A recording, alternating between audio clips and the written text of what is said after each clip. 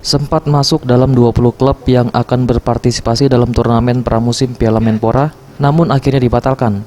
Manajemen Sriwijaya FC mengambil keputusan untuk tidak akan mengikuti turnamen pramusim khusus klub peserta Liga 2 yang rencananya bergulir setelah Piala Menpora khusus klub peserta Liga 1.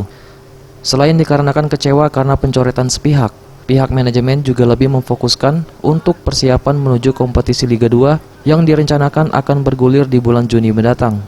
Hal ini disampaikan langsung Wakil Direktur Utama PT Sriwijaya Optimis Mandiri atau PT SOM, Henry Zainuddin. Awalnya penting sekali karena kita akan mensukseskan cita-cita PSSI untuk mendukung supaya izin kompetisi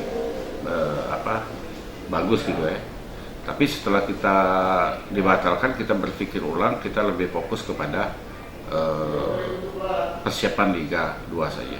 Berarti untuk saat ini belum ada rencana memanggil pemain, Pak? Ya belum, karena buat apa juga kita memanggil pemain karena Liga belum tahu dan melihat evaluasi dari Piala Menpora ini. Direncanakan di bulan puasa atau setelah Lebaran, manajemen akan mulai memanggil para pemain untuk kembali memulai persiapan. EZPM, Sriwijaya TV.